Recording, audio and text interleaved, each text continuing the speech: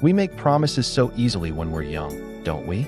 Little vows sealed with a pinky swear, whispered under the canopy of a willow tree, believing our words held the weight of the world.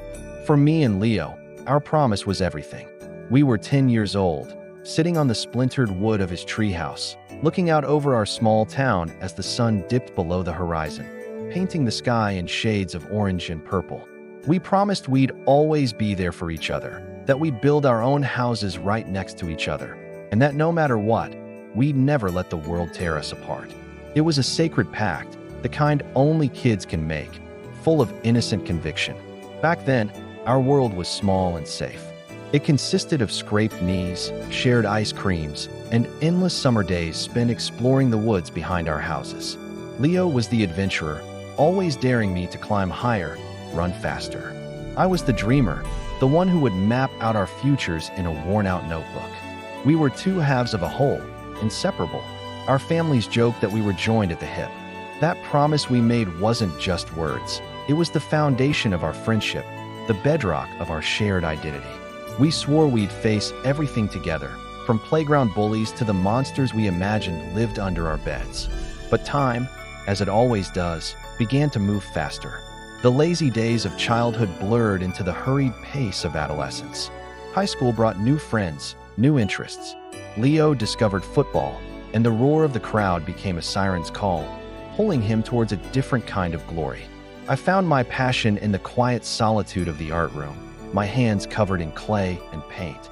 We were still friends, of course, but the easy intimacy we once shared started to fray at the edges. Our conversations became shorter, our shared moments less frequent. The treehouse, once our sacred sanctuary, began to sag under the weight of neglect and changing seasons.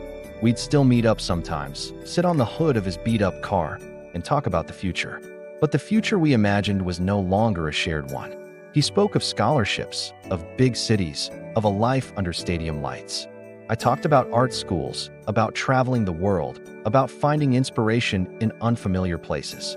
The we, in our plans slowly, almost imperceptibly, became I. We were drifting, two ships passing in the night, each charting a course for a different horizon. The promise we made in the treehouse felt like a distant echo, a memory from a life that belonged to someone else. College was the final schism. He went west on a full athletic scholarship. I went east to a small arts college. We tried to keep in touch. The first few months were filled with long phone calls and texts, reassurances that nothing had changed. But everything had changed. We were living in different worlds, surrounded by new people who didn't know the stories of our shared past. The late-night calls became weekly, then monthly, then faded into the occasional happy birthday text. Life was happening, fast and loud, and it was drowning out the whispers of our childhood vow. The summer after our sophomore year, I came home to find a for sale sign on Leo's front lawn. His dad had gotten a promotion, and they were moving across the country. I remember standing there, staring at that sign, a hollow feeling growing in my chest. He was home for a week, packing up his life. We met at our old spot by the creek, but the air between us was thick with unspoken words. We talked about everything and nothing, college, his team, my art, but we danced around the one thing that mattered. The promise. The houses next to each other. The unbreakable bond. It was too painful to acknowledge how completely we had failed it. When he left, he didn't even say goodbye in person. I found a note tucked into the mailbox, a hastily scrawled message on a piece of notebook paper. Sorry I missed you. Life's crazy. Take care. That was it. 12 years of friendship, a sacred promise, reduced to a few careless words. That was the moment the promise wasn't just neglected, it was officially broken. The snap was deafening in the silence that followed. For a long time, I was angry. Angry at him for leaving.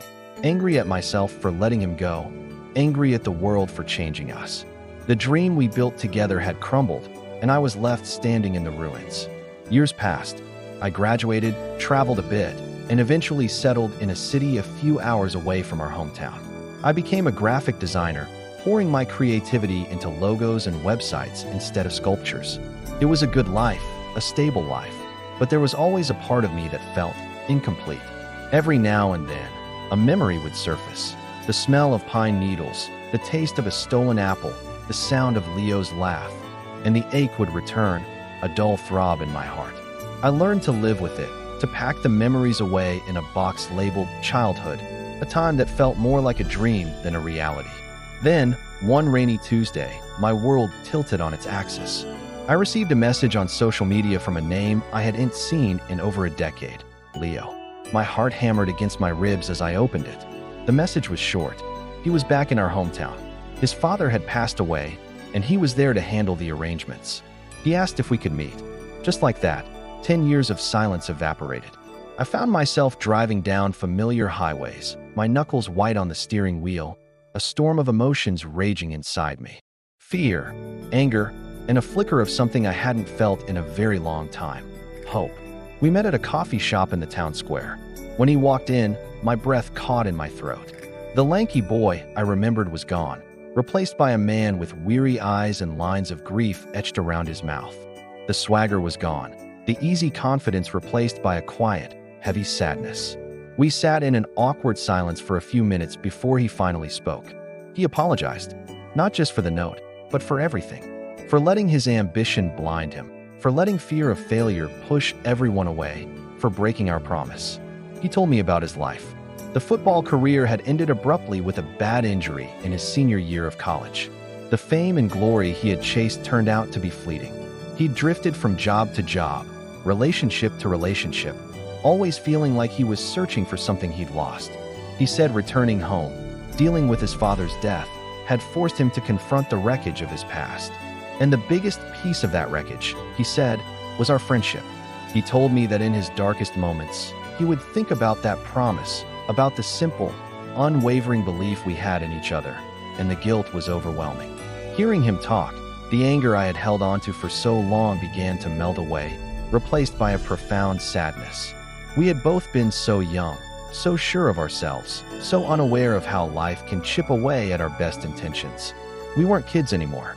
We were adults, shaped and scarred by our choices.